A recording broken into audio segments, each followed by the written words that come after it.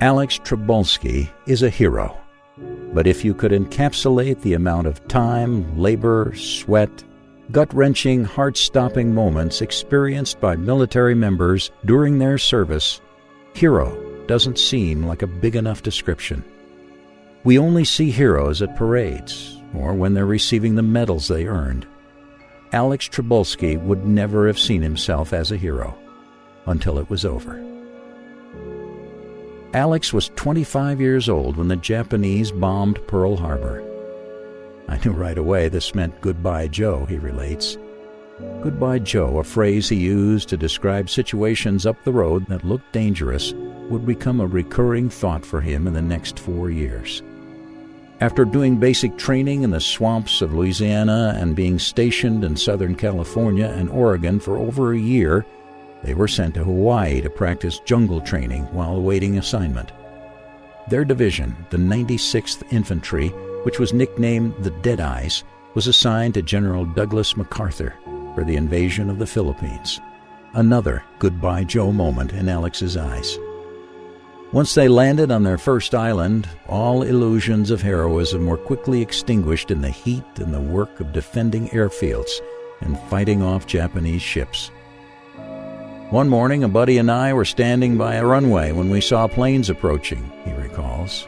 To us, it looked like 10 of our planes were approaching, but as they came closer, we realized that they were Japanese planes. They were so close we could see the big red ball on the side of the planes. Their pilots were strafing and bombing as they came over. We jumped behind what looked like cordwood covered with a tarp.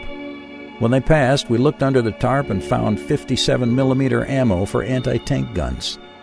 That would have been a Goodbye Joe for sure if they'd hit that. Later, while fighting off a Japanese banzai attack, they killed an enemy soldier who landed on a landmine. A couple of us fellas that were on patrol just back of the front lines, and we ran across this Japanese, and he was leaning against a tree. We couldn't tell if he was alive or not. When he took one step, that Japanese moved, so I shot, and he fell over, and he was sitting on an anti-personnel mine. So that's when he got wounded. I looked down and I was bleeding, so we got out of there. But after getting it treated, he went right back into battle. Then, in April of 1945, helped take Okinawa. There were gun battles. There was shelling by both sides. And through it all, the 96th just kept moving forward to take the high ground on the island.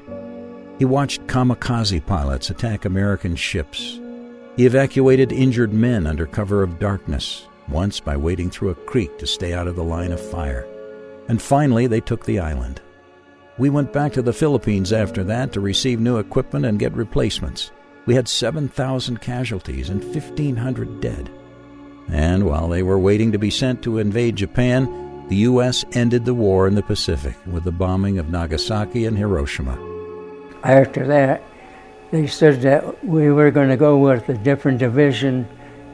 We were going to High Point people, but we got stuck in Mindanao, and we didn't get out of there till almost Christmas time.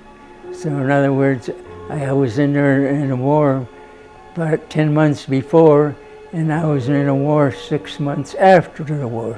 Alex Trybulski received 10 medals and the Infantry Presidential Unit Citation for extraordinary heroism for the 96th Infantry Division, one of only 4 divisions in U.S. military history to earn this citation.